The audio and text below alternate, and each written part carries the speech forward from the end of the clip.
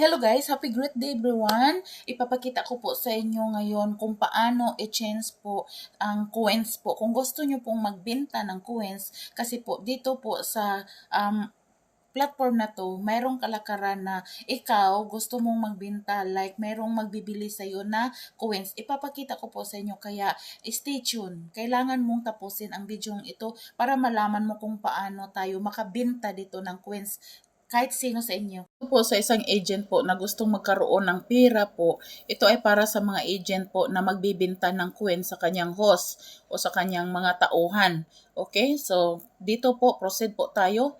Pindutin natin si coins. Oo, meron po akong points na 150,656. Sa points po yan ha, hindi yan piso. Oo, lingid sa kaalaman ng iba, hindi po ako mayaman.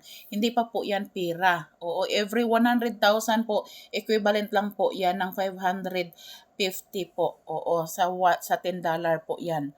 So, ngayon, tapos pindutin mo si exchange. Ito ha, hindi natin gagamitin si withdraw now.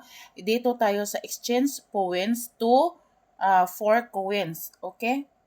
So, pindutin natin yan. Ayan.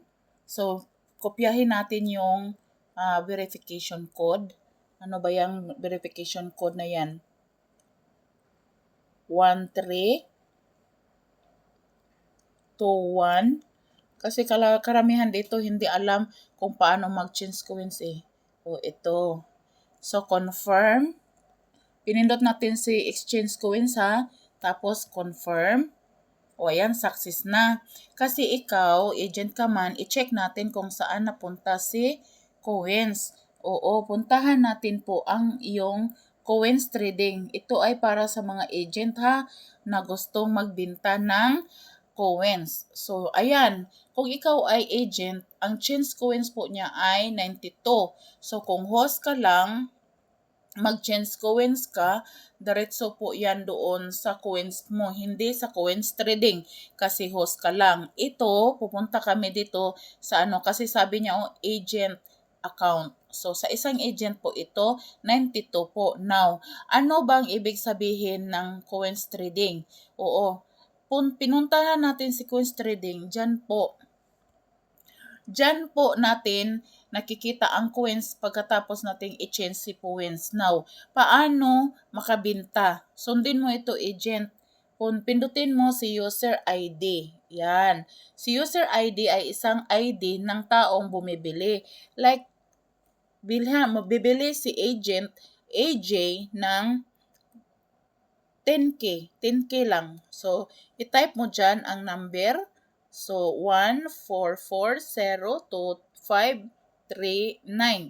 So, yan ang number na bumibili. Yan si Agent AJ. Bibili po siya. Meron na pong 10 ngayon, 10,000.